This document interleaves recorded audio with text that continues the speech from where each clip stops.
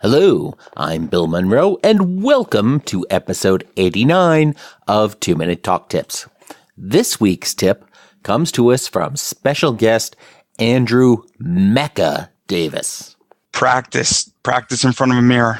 Whatever you're speaking about, never wing it, and practice what you're speaking about, and make sure that you know it. Make sure that you know it without notes, and make sure that you know it with notes, and always have notes. Stick around, and after the break, we'll hear more from Andrew Davis about the wonderful world of presenting at anime conferences.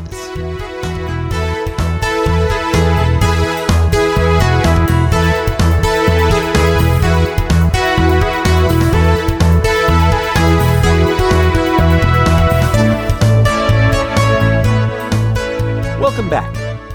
Andrew Mecha Davis is a regular at anime cons around the country.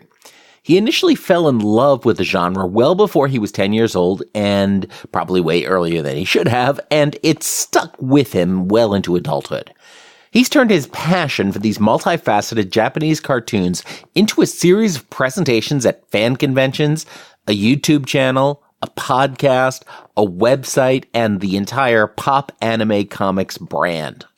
Along the way, he's added his interests in wrestling, comic book investing, cosplayers, and Funko Pops. This week, Andrew and I talked about the genre of anime and what it takes to conduct a good presentation at a fan convention. I think my favorite takeaway from the discussion is that if you want to speak at a con, go ahead. The process is as quote-unquote simple as choosing a topic that appeals to you. Build it out and submit it according to the con's guidelines. You see, the cons have a lot of presentation and panel slots to fill, and they are always looking for great content to fill that time, and that could be your content. Not sure what you want to talk about? That's okay. Go ahead and start by making a list of things that you love to geek out over. Then look at that list and figure out what 2 or 3 of those items have in common. Now you have an idea that could make a good panel topic. Flesh out those common threads and pursue that opportunity to be on stage. And when you get accepted, of course, do the work, do the prep, and practice to wow that audience. And if the topic doesn't get accepted for whatever reason, try submitting it at another con, or 2, or 3, or more, or turn all your work into a blog post, a Medium article, or even a YouTube video. Do what it takes to share your passion with the world, like Andrew has done with his. Now, let's meet Andrew Mecha Davis. So Andrew, thanks so much for joining us here on 2-Minute Talk Tips this week. I'm happy to be here. That's awesome. Now, you've had a really interesting background that we've heard a little bit about. For folks who have just heard the terms anime and manga, what is that, and how do those two spaces compare? So it's a broad term for really Japanese cartoons with a very Japanese style. There's a lot of Japanese culture that's inserted in there. There's a lot of references to Japan in there. A lot of World War II references are in anime, and a lot of them in particular war animes. And so anime is very much just a blanket term that has every genre underneath it. So there's sports animes, there's war animes, there's mecha animes, which is giant robots fighting each other. There's romantic animes. And so that's what anime is that it's just a style of really Japanese cartoons. When we talk about anime, for those who don't know, everything that you like in regular TV, whether you like comedy or you like action, there's an equivalent in anime of that. And I think that's something that people don't understand. And then manga is just comic books, is Japanese comic books. So manga is typically black and white. It comes out once a week. Sometimes it comes out once a month. And they're typically black and white. And you have these writers and artists. Typically they're one and the same, but they don't have to be. With manga versus in comics. Comic books, American comic books, mostly there's a writer and there's an artist in an American comic book. But in manga, typically the author is the artist as well. And they're 15 to maybe 18 pages if they're weekly. And if they're monthly, they're usually about 40 pages. And then that manga eventually becomes an anime or sometimes it happens in the reverse position. So when you read and when you watch. There is two sides to anime, just like everything else, where unfortunately people think that, and this is the same thing with comic books, and we're seeing it with Bill Maher's comment that just happened with Stan Lee's passing, where Bill Maher made it very basically saying, comic books are kind of childish, to paraphrase his entire intention. The thing about anime is that it's like every other genre where there's things that go very deep and there's things that challenge the very notion. There's a movie called Grave of the Fireflies, which deals with the Japanese perspective of us dropping the 2 atomic bombs on Japan. That is a very emotional film to watch. It is one of the best films. It is in the top 1,000 films ever created.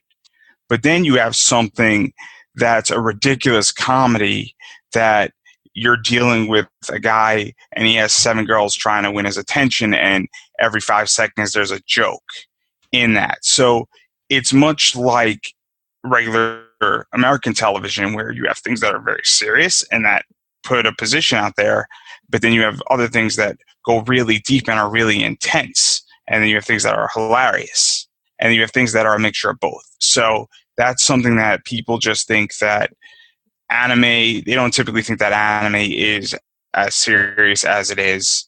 They think it's really childish, and they're like, oh, you shouldn't be watching it. That's garbage. So when you started watching Toonami and as Pokemon was coming out, what was it that really appealed to you about the stuff as a kid that continues to appeal to you as an adult? What appealed to me is that it was visually pleasing for starters.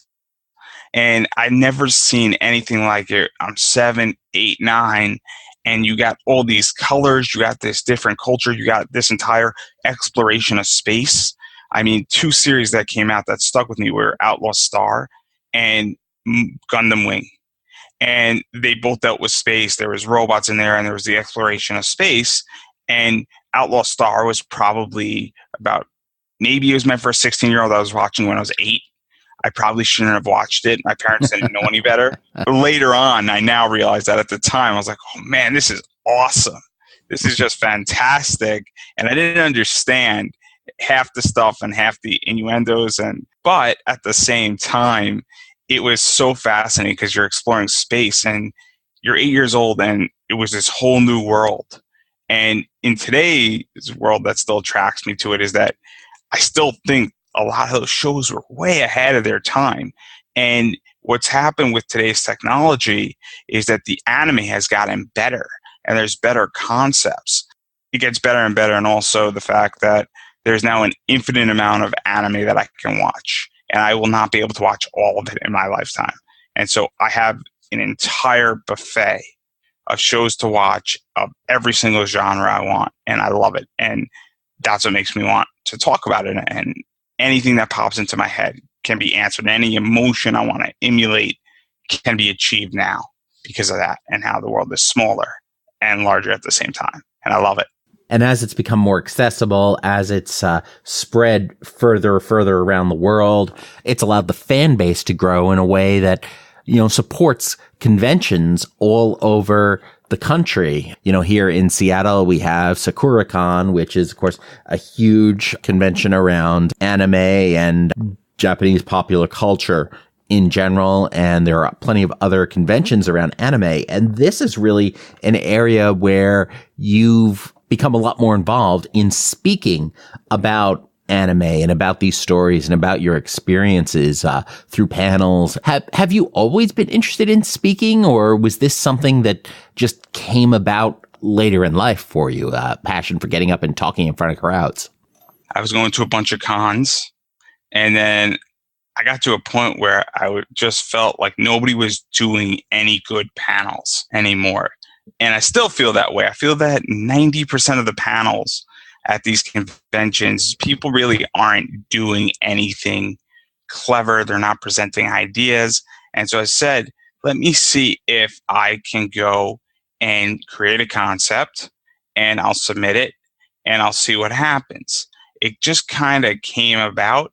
I did it, and then I wanted to do another one, and then I have gotten more in the game. And one of the things that is good as a panelist is that at this point now, for me, I now sit at the front of the room and all these people come and sit and listen to me. And I'm obviously pushing out certain things, whether it's social media, my website, my podcast. And so I now use this as a method of selling myself and selling my other projects. Instead of me having to go lobby all across the board and interact with a bunch of fans, I now get them because I come up with a concept of a PowerPoint and something that hasn't been done or that's interesting to them. And then I hand out a business card, or I have free buttons when I go to conventions now. And everybody gets a free button when you show up that has my logo and my name on it. And so that's part of where I'm at right now. But it didn't start that way. I jumped in and then I figured I had to swim to one side of the shore. And the other part of doing panels is you get a free badge, which saves me anywhere from $50 to about $80. That's really cool. I think that's a really powerful story. A lot of times we go to fan conventions or professional conventions at work, and the folks up on stage, we see them, they're on a panel, they are the experts, and they have all of these credentials that justify them being there. I talked about something similar to this with Katie Harris a few months back in the medical field, and the way you get credentials, as in not as in a badge to pass, but something to list as your credits and that confer on you credibility, is by actually just going out and speaking. You know, you don't necessarily have to have all those credentials in advance. You get them by doing the presentations, by doing the panels. And I've also talked with other guests about the power of making your own stage. You know, you don't have to wait for somebody to give you a stage in the digital realm. But what you've done here is you saw a stage you wanted to be a part of, you have a passion about a subject, and so you just came up with an idea and submitted the request. And, you know, obviously I'm oversimplifying here, but then you're on the stage and now you're the expert in that. And I think that's a powerful story. Yeah, it's really odd. So some conventions, they got to book about 200 panels. And so when I speak, I don't get paid. I'm not a paid guest. But what I figured out is that the real money in this field isn't being paid by a convention. It's using your brand and using that stage to move something else out. Gathering an email list in conjunction with a panel is very valuable. And there's a lot of people who speak about that side. But what these panels need and these conventions need to do is they need to fill up space, because they're charging for a ticket and they have 200 hours of openness. My first panel was rough because I had no idea how to build it. I made a bunch of mistakes. It was tight. It really wasn't a good panel, but there were certain things I did during that panel that were good that said, hey, let me make this better. Let me improve upon this. And that's something that I think is really crucial to understand when you're speaking, is that you have to understand what you're doing. And I know how to hold my own because I went through a very rough first panel. And I think getting beat up on the first one is the best way how to handle it. If you can survive that, then you're only going to be better for the next one. The way you get there and the way you get better is you go ahead and do it. So you've got to make the mistakes, figure out what they are, and grow from there. And if you just go ahead and just don't want to go ahead and get started because you're afraid it's going to go rough, you know what? The first time it may go rough, but that's what's going to make it better the next time. And to speak about that, my first panel was very rough. My second panel was night and day compared to the first panel, and that was still rough. And I was now in my second, third, fourth, and then up to my fifth and sixth panel. When I did my fifth or my sixth panel, but I came up with a concept that attracted people, and there were paid guests at that convention, and their rooms weren't full, and mine was. And so it's because I went through that rough experience and I knew how to handle an audience, and I came up with something. And being the underdog, and I think this is so crucial as a speaker, especially when you don't have credentials. So the two guests when I did this panel, and it was one of my earliest ones, it was at Anime Next, and it was an Attack on Titan, Walking Dead, Fahrenheit 451 combination panel. And I felt that I needed to prove a point and that I had to get creative. And that's one of the things that I like about not being credentialed or not being the so quote unquote expert in a particular field. It allows me to become more creative because I have to say to myself, I need to now figure out a way how to attract people to X. I now need to figure out a way that when somebody's looking at this brochure of all the panels, this one just in the title alone, they say, I want to be here. And so I think that's something that you have to realize when you're presenting is that presenting doesn't just go into presenting, it goes into how you market something. And that's setting a stage because as a panelist, I get a description and I get a title. And both those things before I even start to speak, that's what gets people in the audience. And making sure that within 3 or 4 sentences, somebody has an idea of what this is going to be about, what I'm going to talk about, what I'm going to analyze, and what they can expect, it gets them in. And because when you put The Walking Dead, which is a show that gets about 12 million views every single week, you get something called Attack on Titan, which is a show that comes around once every 10 years. And then you get one of the dystopian books that most people have some familiar with, Fahrenheit 451, whether it be high school or they just know that name, that sells the entire panel. I think that points out to a couple of other things that, become so important for speakers is that, as a speaker, it's not about you. It's about your audience and it's about your message. And it's about the story that you want to tell. Like say you started seeing some more success by choosing the right concept and building the right concept. And even you got started with the concept. It's the idea. It's the message. It's the goal of what you want to accomplish with the talk, with the event that makes the huge difference. And when you can keep focused on that message, on that story, on that why folks should be there, you're able to provide a lot more value for your audience. I always start with a concept. I always start with a roadmap. I mean, the way that this Fahrenheit 451 panel came about is that me and my friend were just joking around.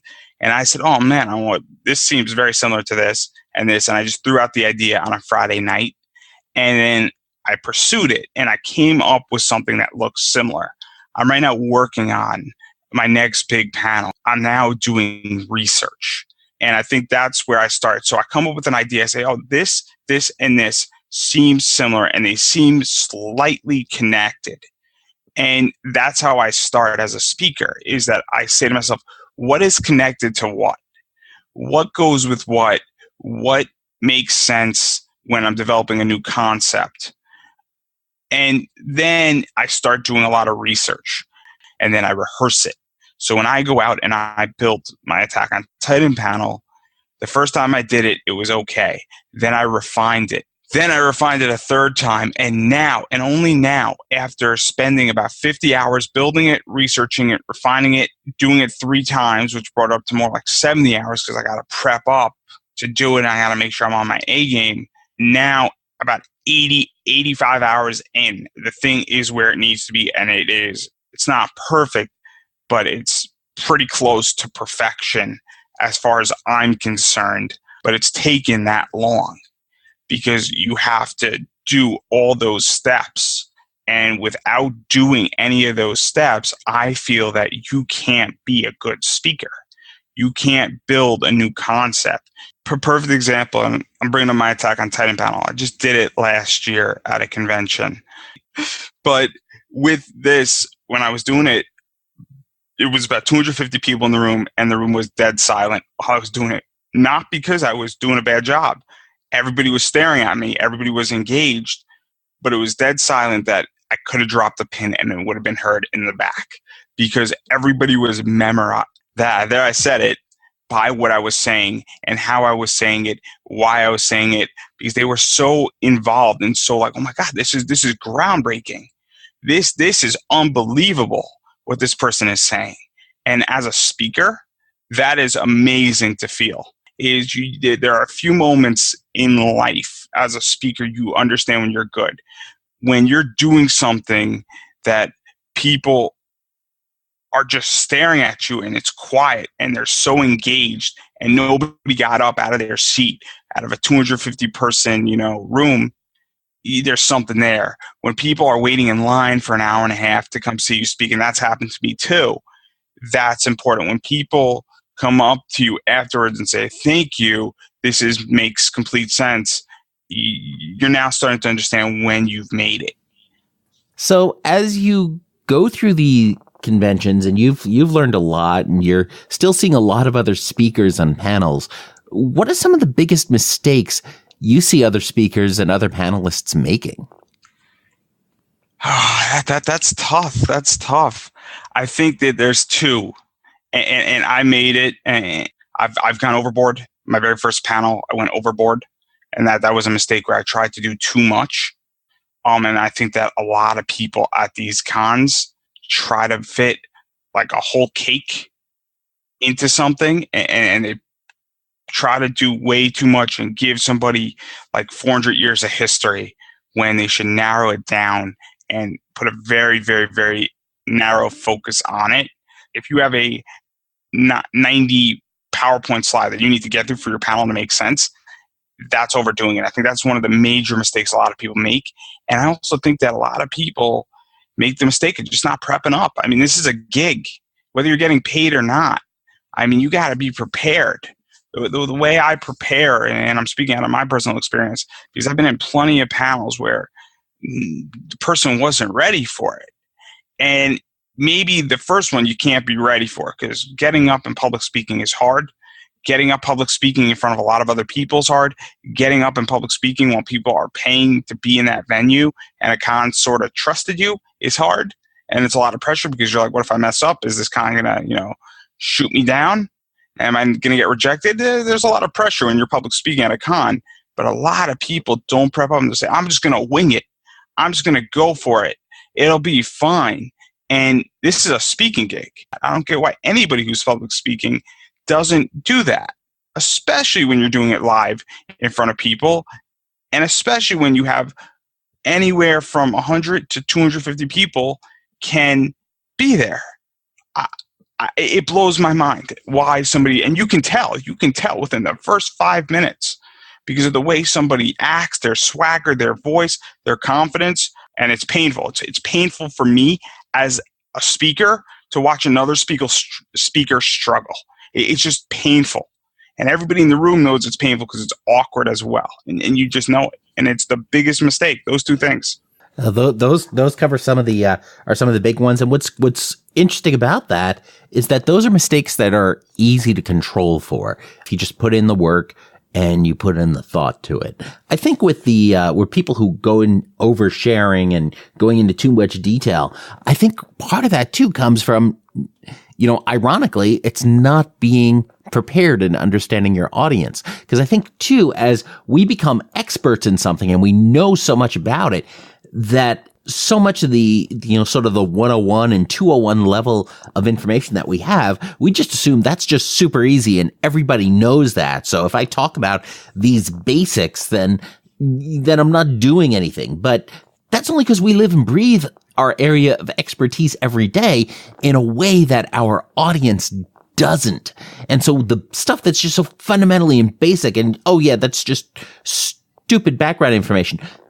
The audience doesn't know that. And you can get a ton of value for your audience by talking about some of that basic stuff. That's really funny that you bring that up because every panel I do something called framing. So framing a panel, and this is another mistake. People don't frame panels. So when you go and hang up a painting, you put it in a frame. It's a box. And so from the very start, I frame my entire thing. Every single one of my panels has a basic point. So if I'm defining a position in this Attack on Titan panel, I give a real quick history of The Walking Dead, of Attack on Titan, and Fahrenheit 451. Why I do that is it frames this. It puts everything that we're talking about at a beginning point. So everybody in my panel now is starting at the same point. Maybe everybody in the audience knows that. I don't know anybody in the audience, but I want everybody to start at the same point, and that's called framing. And what that does, because it brings everybody right there with you. We're all equals and we're all starting at the same point, and we're all going to get insight at the same time. Because then when you go into explaining a more complicated situation, and I'll talk about another panel that this works even better with.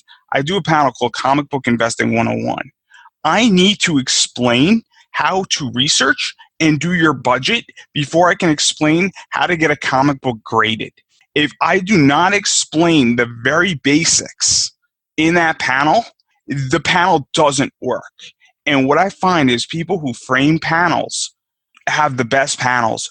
And so that's something that I think is so crucial, is that starting with the basics as a public speaker in every public speaking gig I do. It's the same thing with my podcast. I legitimately start my podcast off the exact same way with about 8 or 9 questions that vary. And it's just establishing a basic component of somebody when I'm podcasting. I do the same thing when I'm doing a panel. Establishing the basics. Now everybody's at the same launching pad. And then when you explain something a lot more complicated, you just gave the basics and they can follow. Absolutely. And it's why we started this conversation with talking about the basics of anime to help establish that baseline with our audience. An audience is a community that exists in a specific place and time for a limited amount of time. And every community, every society in the world has its own base of knowledge. It's shared cultural history. It's shared story. It's shared myths. It's shared legends. When you've got 45 minutes with an audience, you don't have time to build up all of those. You have to start by sharing those to begin with. And it sounds like that's one of the things you're accomplishing with the framing.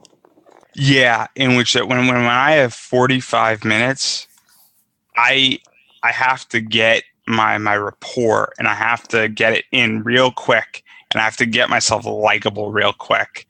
When you're likable, you get away with murder. Because everybody says, oh, this guy is likable. Oh, he made a slight little mistake where he said one year and he meant another. I can overlook that because I knew what he meant. But if you're not liked, and I've been in a panel, it happened once, where whatever reason, I just made a slight mistake, and this crowd wanted to destroy me. And it was not pleasant because I just wasn't likable. And they just didn't like me for whatever reason. But then also what I like to do in panels is that typically at cons you have 10 or 15 minutes to set up. And what I like to do is I typically establish a few things. So I hand out my business cards at the start. I just instituted this concept of handing out buttons. So everybody gets a free button. If you go to my panel, I pass it around in like a bag. It's really cool. And so that also gets people to like me, where people all of a sudden getting free swag. Says, oh, I'm getting some free swag. Now I like this guy. And that also helps a lot as well. And I also like to just bring up stuff and just talk about stuff and ask people, hey, how's everybody's con going? I got my thing signed over here. Oh, man, I just met with so-and-so. Really cool. Anybody else? Show of hands. And it's called working the crowd. Because working the crowd also wins them over to your side.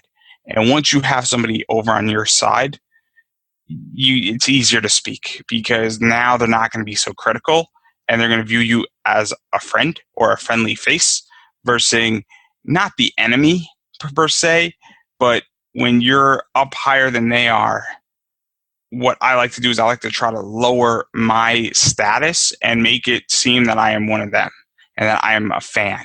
And I'm trying to convey that over to them. So then they say, oh, this is just another fan. We're having a friendly conversation. And I also, at the start of my panel, say, look, I have 45 minutes. So if at this point, I'll be happy to answer any questions after. And if I don't get to your question, we can meet outside and we could have a sidebar or we could talk about it. I got no problem. I have nothing else to do after this. So feel free that after this, if I don't get to your question or you want to have a private conversation because you don't want to ask your question in front of everybody, I'm more than happy to answer your question. And I've done that also. I was at a convention and I had like a 25-minute Q&A outside until a staffer said, could you guys break this up? And I'm like, And I said, oh, I'm so sorry. But it was really cool because all these people wanted to have a continuation of a conversation of that. And it was just a wonderful, wonderful experience. And that's what happens. So I think all those stuff, because speaking doesn't just happen in speaking. It's what happens before, and it is what happens afterwards.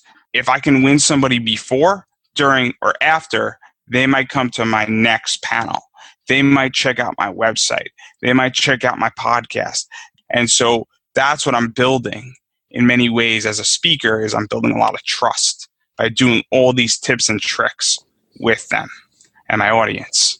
It's amazing the power of simple free stuff. What you talk about with handing out free buttons, can accomplish other things with handing out candy at an event and tossing it out to the crowd. Doesn't even have to be full size bars. You can get away with the fun size ones. I'm amazed when I go to shows like CES and the other big trade shows, and you've got professionals attending these shows, and these are folks who are easily making six figures. But there's a presentation at a booth, and they start throwing out these cheap T-shirts with the company logo on it that is going to not fit anyone in the crowd, and the feeding frenzy to get one of those free T-shirts is just absolutely astounding. It's like nobody needs these shirts. Nobody is going to, very few of these people are actually going to wear them, but it's just that power of getting something and establishing that connection. You know, people just don't want to miss out on something. And once you can do that, it's a great way to then get them invested in your success. Because then if they like that panel, and if they decide they like that panel, then they can wear that button with pride too, which helps out a lot. What's even better is that, so I go to cons and I walk around and I want to get voice actors or comic writers or cosplayers. And what's fantastic is I hand them my button, and every once in a while I'll catch a lucky break and one of them will wear it, and the voice actor will wear it, and then he's doing a signing for like 200 people, and all those people see that button. If you're giving somebody like a button, it's really not that expensive. I bought like 500 buttons for like $80 with my logo on it and my name on it. And so for $80, I can then hand it out to all these people. Not many voice actors get, like, sometimes people bring them like a gift and they'll bring them something interesting. I'm handing you a button. It's the whole point is I'm not asking for anything. And that's what makes this even better, is that how many people go up and I give it to them confidently. I say, hey, would you like a button? And it's so great, because what it does is that it also reminds them, because if you hand somebody a business card, I've seen my business cards on the floor at conventions. I've seen like 50 of them one time. I handed out like 700 business cards one year. And I was just like, okay, this isn't working. But it's harder to throw out a button. It's a lot harder to throw out a button. So anybody who's public speaking, it's the same thing with candy. It's a lot harder to throw out candy than it is to throw out a business card. A business card is great because it has all the information. I hand out those as well. But nobody's throwing out my buttons. One of the things I've done for my other podcast, the Strokecast, is I've started, I have my business cards, but I've also started producing fridge magnets with the warning signs for stroke and just my logo and URL on there. So that the idea is that, I know if I just give somebody my business card, maybe they'll keep it, maybe they'll lose it, maybe it'll end up in a stack of 500 business cards on their desk. But they're going to slap that fridge magnet up on the file cabinet at work or on the fridge at home because it's useful. It has some value.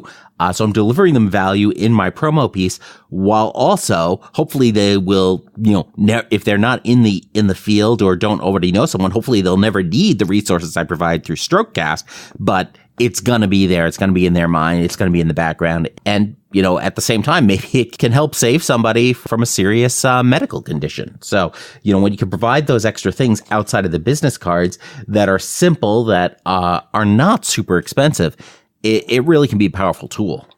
And also, the difference between handing out my button and your magnet is that your magnet provides information, and it provides information that most likely isn't going to change ever. And if it does change, it'll only change slightly and hopefully in a better direction, which would be a good thing. Sure. If your magnet becomes useless, that means I would love for it to become useless. That means that we're doing something right in humanity. My button, though, is just fun. But it goes to the same concept where this is a material item now. A business card has information, and a business card is valuable. But when you give magnets, or you give keychains, or you give buttons, or anything else in that, or bottle openers, I know people give out bottle openers. Those things are material items, and they're little trinkets, for lack of a better word, and people like that because they feel like they're getting a bonus. And of course, a panel room is limited to 200 to 500,000, but that is still a limited audience. So you've also taken your passion for anime into the podcast that you've mentioned a couple of times. So why did you go ahead and start the Pop Anime Comics podcast? So my podcast is called the Pop Anime Comics Lounge. And the short version is that I was on YouTube doing a lot of videos on YouTube. And then I got demonetized because I broke YouTube's bylaws. And I clicked on my own ads. So I said, screw it. I'm going to go create a website. Turns out creating a website is harder than you think. And I had no idea what I was doing. And now I'm getting good at it. And I have a writing disability. So go figure me out, right? I have dysgraphia. So let the guy who has dysgraphia go out and write. And I could tell you that from day one to today, and I just finished an article, I'm going to be editing it in a little bit, I've improved dramatically. It's night and day the way I write. Like, I like to write now, and I like to write. Even with my disability, like, I've improved dramatically. So inspiration there alone, if that's the one thing you get out of this podcast, just realize that if you have a writing disability, the best thing you can do is write. Just write, and just work with somebody who will edit it and beat you up as an editor, and just keep writing and edit, and you'll become better, just naturally. So I decided to do that. And then I said, hey, let me shoot an email to a few people and see if I can interview them in a written format. And let me see what I can do here. And what wound up happening with that is then I did a bunch of those, and I interviewed some cool people. I interviewed Janet Varney, the voice of Korra. And so, I did her in a written interview. I did Eric Stewart, I think, the voice of Seto Kaiba from Yu-Gi-Oh! And so I did a bunch of people like that. And then I said to myself, hey, nobody wants to read this. I think people still read interviews. I know a lot of sites that do written interviews, and they're good. But then I said, nobody wants to read this. And so then I built 4 things, just as voice stuff, not a podcast, just us talking and interviewing, saying, hey, I'll release these. I'll see what happens. Tried releasing it in my website's Medium player. That didn't work out too well. Opened up a SoundCloud account. And then after 4 of those, I did Derek Padula, Debbie Derryberry, Bob Fingerman, and Howard Cruz as my first 4 just straight up interviews. And then following that, I did this guy named Miles Greb off of Kickstarter, built it as a show, made it work, and been going strong ever since. And so that's how it all came about. And I just dived in, and it happened by accident. I didn't even know what a podcast was when I was doing this. Never listened to a podcast. Had to actually look up what a podcast was by definition. And been going strong ever since. Missed out on a lot of opportunities to actually properly do it. But since then, I've just improved it, and it's just been going forward, and I love it. And public speaking with it is very different than cons. Absolutely. It's a very different medium, but it's all about another way of sharing your message and sharing your passion and figuring out how to connect with your audience and providing value to the audience. A good podcaster knows how to have questions ready. And I've listened to plenty of bad podcasters who didn't have questions or didn't have a roadmap. And I have a roadmap when I'm interviewing somebody, and I know how to transition really well at this point. And it's just something you learn. And it's something you learn if you understand what you're doing, and you understand that you didn't transition well into a question, and you didn't have a smooth transition. You had a hard transition. Yeah, absolutely. It's challenging sometimes. And at the same time, you've got to have those questions ready. You also have to know when to go off the question list, because if you treat it just as a questionnaire, then, what's the point in having the conversation? Yeah, I agree. There's nothing wrong with asking. So my 5 or 6 questions typically are, so I have so-and-so here, how did you get into voice acting? that is a reasonable start. And then you could say, hey, before we dive into your career, like that's when you start getting really good, because that's called transitioning. And so typically within an interview, every interview that's good typically starts the same way. No interview says, man, you just did this. How'd you do that? Like, I've never heard an interview with somebody just diving straight into it. Typically, you have to have an entry point. And all entry points are very similar. But then we start diving into things, and we start diving into saying, so you did this, and then how did the crowd react to that? Or what was that like for you, being that you're so new to this? You have a base question, and then that question, it's almost like a tree. So a tree has one trunk, and then it has a bunch of branches. And that's what a good interview is. A good interview is like a tree, where you have a trunk, and all the branches and all the little branches that spawn out of the other branches is your questions. And you get those follow-up questions by sort of paying attention to what's happening in that interview and what the person you're talking to is saying. And that in research. On certain interviews, I have legitimately spent 10 hours researching somebody. You got to be a good listener. We have one mouth and two ears for a reason, because we're supposed to hear twice as much as we speak. And a good interviewer knows how to do that. Because if you listen to my interviews, I don't speak over my guest. I legitimately let my guest speak. I've had guests speak for 15 minutes answering like 4 or 5 questions. And I didn't interrupt, because they were answering what I wanted them to answer. And then I got to respond, and they said 15 things that actually made better questions that I didn't even know until they were speaking about it. And then I got to talk about it. And there's a reason why. And you're doing a good job listening, which means that you can now follow up even better. Just to give this a real good example of what's going on in this interview that shows really good public speaking skills is you're listening to everything I've said, and now you can break that down and then do a really good follow-up. Absolutely. That's what I try to do, just to give folks a little bit of pull back the curtain a little bit, because that's really what this entire show is about. To prep for this interview, I sent over a list of 10 or 11 questions.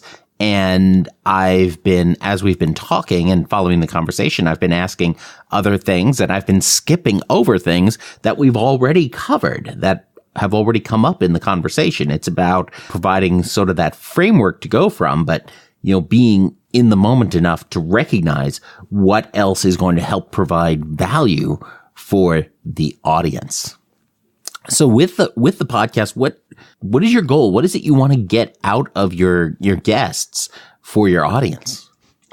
So every guest that I interview, I am a fan of. So for me, I'm getting the opportunity to speak to people who I'm a fan of, people who I appreciate, people that I enjoy, the fan and the industry stuff that I enjoy.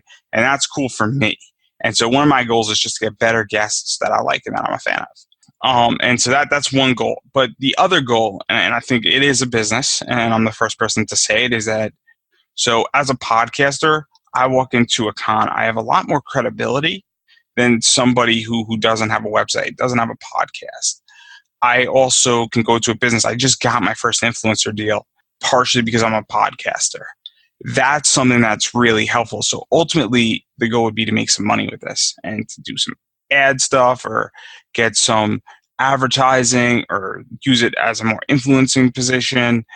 Everything that I'm doing is in conjunction with each other. So the speaking, the website, the podcast, all that stuff has opened up doors for each other. As far as, and the way you do that is I'm providing a lot of advice, I'm providing entertainment for other people. And so everybody wins, because as a fan, I'm doing what I want to do and I get the benefit of getting to speak to these people. The only way anybody in the world makes money is if they provide value to somebody else who then views it, uses it, buys the product, and they get value too. Because value, in order to create value, you have to create value for others. And that's what I'm doing with my show, because there's a lot of advice that gets said in it at the end of every episode, whether you want to be a voice actor, a wrestler, a comic writer, artist, a cosplayer. All these people, and I've done, I think, like 90 of them now, have all given amazing advice for anybody who wants to be in that field. if folks wanted to go ahead and pursue a path of speaking at cons or creating their own panels or things like that, it sounds like one thing they could do is to just go ahead and make a list of everything that you are really passionate about, the things you really enjoy, and then look at that list, because all of those things that you really enjoy and that you think about are not isolated from one another. You're the central point of that. And to think about, what is it that you really get out of these different things that you enjoy, and where do they tie together? How does item number 1 on your list relate to item number 5 on your list? And boom, there's a synergy, and then there's a topic that you can talk about. Because if you found, a similar appeal in multiple different areas, probably other people too have as well. And to be able to talk about that before whatever somebody else connects those things can be really valuable and can give you a great way into a new area of expertise for yourself. Yeah, without a doubt. I mean, the first thing that you got to do whenever you're doing anything with public speaking, whether it's on YouTube, and I think also something that I didn't mention is that I spent a lot of time on YouTube videos before I entered any of this. So I had a lot of camera time and experience. So maybe even before you do that, maybe you should just make your list and just talk about it on YouTube. Even if you're getting 7 views a day, which isn't that many, or you're getting 7 views a week, which is even less. One of the things that you'll figure out is that you'll figure out who you are. You have to figure out when you're building something, and as a public speaker, because I was speaking to somebody about this just the other day, and you have to be genuine. Like when I do my panels, people can tell that I genuinely believe this. So, and genuinely am a fan of it. If you feel that there's that, Oshii, who did Ghost in the Shell, is the best director, and you genuinely feel that, do a panel on that. Here's your panel. Why Oshii is the best director. And because if you're genuine, people might disagree with you, but they're going to say, look, you're genuine and you honestly believe this. And that's something that's so important, in which that's something that as a public speaker, you have to be genuine. Absolutely. Plus, if you're going to be spending the 50, 60, 80, 100 hours on something, make sure it's something that you care about and something you're actually interested in. Otherwise, why the heck are you doing it? The 60, 80 hours on that one panel, that's improvements, building on a concept, and that's really perfecting your winners. So if you're going to perfect your winners, I just want to clarify that, not to terrify anybody. When you start picking your winners, so I have about 13 or 14 different panels now, and I'm always building new ones. When you start picking your winners that you've already built and improving upon them, and so now you have like your top tier, because some panels don't require as much attention as others. When you start picking your top things that say, look, I want to be known for this, that's when you spend that time building that thing out. Because when you start investing that time in there, you start to make it copy proof. Absolutely. And really the thing that makes anything copy proof as well is that no one can be you. When you're speaking, you're bringing, and especially if you're genuine, you're bringing yourself to that stage, and you're the only one who can actually bring yourself. Somebody else could potentially use the same slides and say the same words, but it's not going to be the same talk. It's not going to be the same panel. It's not going to be the same presentation, because the speaker is different. All of that prep work, all that time that you put in is ultimately about giving you the opportunity to be the channel for that message to the audience. And anytime it goes through that channel, anytime it goes through you, there is something unique about that. That's the thing about public speaking, is no 2 speeches are the same. They can't be. I've never had 2 panels ever go the same way. I've had them start the same way, and I've had them end the same way, with me setting up my laptop and me leaving the panel room. That is fantastic. So Andrew, if folks want to know more about you and what you're up to, where should they go? So I have a bunch of stuff going on. Obviously, I'm Pop Anime Comics, so that's my Facebook page. So you can follow me there. Got a lot of cool stuff up there. I do a lot of live streamings of my panels whenever I'm at cons, so definitely check that out. It's just Pop Anime Comics on Facebook. My Twitter is Pop Anime Comics. I have a podcast called the Pop Anime Comics Lounge. It's on iTunes, SoundCloud, Stitcher Radio. So you can check that out. You can also listen to it on my website, thepopanime.comics.com. So check that out. I write about anime, comics, and pop culture. I have an Instagram, Pop Anime Comics.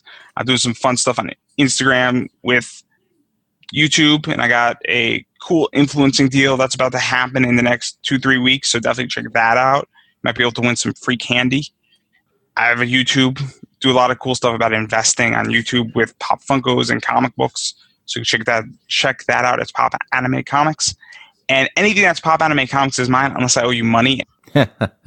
Sounds good. And we'll have all of those links over at 2minutetalktips.com/popanimecomics, as well as 2minutetalktips.com/Andrew. Go to either of those addresses and you'll find the show notes. You'll find all the links we talked about, and you'll find all of those links over to Andrew's various properties, unless of course you're a bill collector.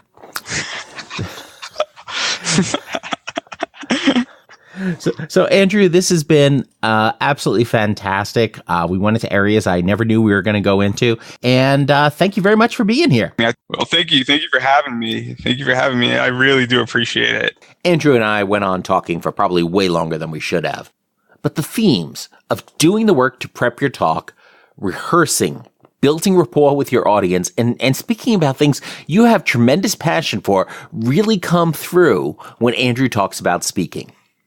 So be sure to check out the various Pop Anime comic properties online by going to 2minutetalktips.com/popanimecomics.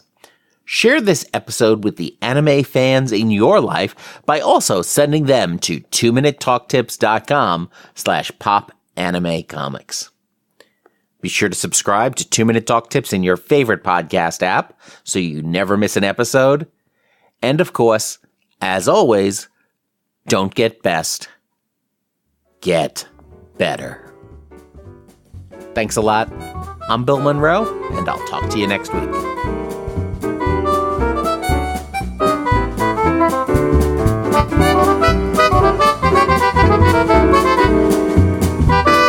Two Minute Talk Tips is a proud production of the Currently Speaking Podcast Network.